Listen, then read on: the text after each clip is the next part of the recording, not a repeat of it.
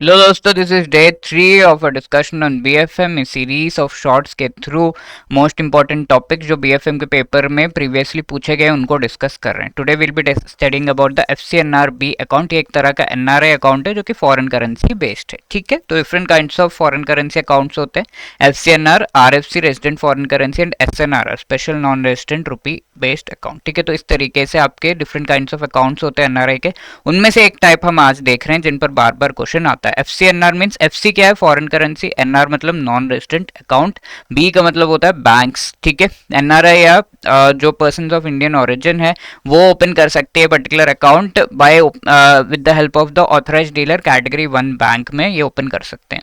और ये जो अकाउंट है ये डिपॉजिट अकाउंट होगा। किस तरह का डिपॉजिट होगा? Term deposit. Minimum time 1 year, maximum 5 years तक कोई भी परमिसेबल करेंसी जिसके साथ इंडिया डील करता है लाइक डॉलर्स, यूरो वगैरह में ओपन कर सकते हैं। करेंसी जो भी आपने डेजिग्नेट किया, लेट से डॉलर में अकाउंट होएगा तो डॉलर बेस्ड अकाउंट होगा। और let say you want to convert it into your own home currency. आपने चाइना से ये भेजा तो चाइनीज करेंसी में कन्वर्ट करना चाहते हो तो यू कैन डू दैट। ठीक है, चाइनीज करेंसी दी है, ये डॉलर में कन्वर्ट होकर स्टोर होगा and then it will be converted back to Chinese currency and repaid to you. तो इस तरीके से जॉइंट अकाउंट एनआरआई पीआईओ साथ के साथ ओपन कर सकते हैं। किसी इंडियन के साथ, इंडियन रेजिडेंट के साथ भी ओपन कर सकते हैं, बट वो इंडियन रेजिडेंट उस अकाउंट को ऑपरेट नहीं कर सकता until the NRI is alive. That is called the former survivor basis. Till the person is alive, ये जो इंडियन रेजिडेंट है, even though joint account he can not operate that. Power of attorney यानी कि that account is on his name when the NRI dies, तो ये totally operate कर सकता है।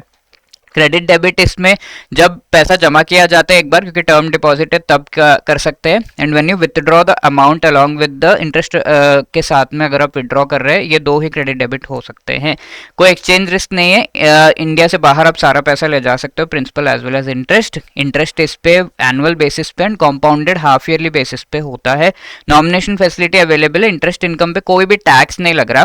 एंड आपका कोई भी लोकल विड्रॉल यानी कि इंडिया के अंदर विथड्रॉ करना चाहते हैं एफसीएनआर अकाउंट से पैसा, तो वो भी अलाउड नहीं है। This is a question to be answered. आप प्लीज पॉज करके इस क्वेश्चन को आंसर करने की कोशिश करिए। ये क्वेश्चन पिछले सेशन में हमने देखा था कि हज पिलग्रिमेज रिलेटेड आप कितना पैसा इंडिया से बाहर कैश में ले जा सकते हैं। तो full amount that is 250,000 US dollars तक आप ले जा सकते हैं, या फिर वो अमाउंट जो कि हज कमिटी ऑफ इंडिया ने डिसाइड किया हो उसको भी ले जा सकते हैं। ठीक है, तो the decision will be of the Haj committee of India, so इधर ए और B, C should be the right answer. Thank you.